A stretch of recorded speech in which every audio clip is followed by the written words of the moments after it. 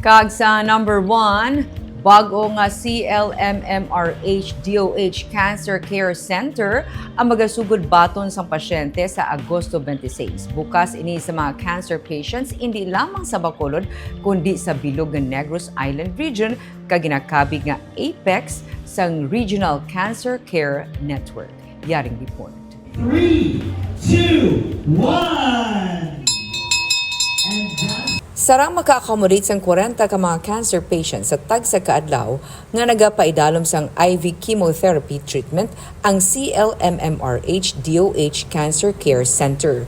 Ang iban nga procedure kaangay sang bone marrow biopsies, lumbar punctures kag intrathecal chemotherapy available man sa amo nga cancer care center nga natalan ang mag-ooperate sa Agosto 26. Pagi sa PhilHealth kag iban pagid nga pondo sang gobyerno sarang ma-avail sang libre ang chemotherapy treatment. Suno kay John Philip Rolio, ang OIC nurse supervisor sang CLMMRH-DOH Cancer Care Center, bukas man sila sa mga konsulta pero ginahaylo nila nga ipaagi sa CLMMRH telekonsulta o kung sa CLMMRH teleschedule. If we are going to avail the services here, free ang ato nga, no? Ang butong nga bala mo ma-cover ni PhilHealth ang per treatment.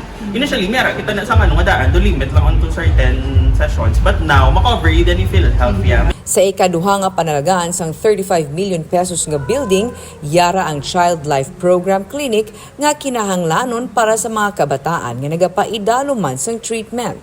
Isa ka milestone para kay Dr. Nika Hao, ang Regional Director sang DOH-NIR, ang pagbukas sang Cancer Care Center. Nahangpa nila ang kabudlayan sa mga pasyente, hindi lamang sa ilang nga ginabatsyag kundi ang gasto nga iabaga para lamang maka-access ang ginakinahanglan nga treatment. This center is not just a treatment site.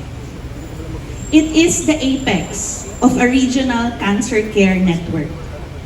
CLMMRH, as our regional apex hospital, carries the mandate not only to provide specialized services, but also to lead the system. Suno kay Dr. Joanne Serrada, ang Medical Center Chief sang CLMMRH, nangin malawig man ang inagyan antes na tigayon ang pag-angkon sang Cancer Care Center. Natigayon ini sa paghugpunganay sang DOH, DPWH, CLMMRH kag sang talatapan ni Anay Congressman Greg Gasataya.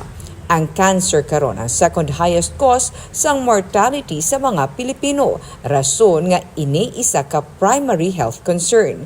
Importante suno sa iya nga ang cancer care dapat maging accessible, comprehensive kag masarangan. It is very important that cancer care should be accessible, comprehensive, and affordable. The journey of our Cancer Care Center has been a long one. Dating back in 1994, Dr. Adonis Guancia, along with Faces Foundation and the Andres Soriano Foundation, set up the first oncology unit in Negros Island. Naging kabahin kita sa this is a program project of the national government with the Congress. Personally, I'm just very happy seeing the fruition of this long time program for the people of Bacolod and Negros. Initiative kabahin man gyapon sang luwag ginimo naton way back ang pag-increase ng bed capacity sa Corazon Vaccine. Suno sa DOH, ang kahulugan sang cancer care facility nga natukod yara sa kabuhi nga sarang sini maluwas kag sa mga panimalay nga mapabilin sini nga makumpleto kag ang pagbalik sang dignidad sa mga apektado nga persona.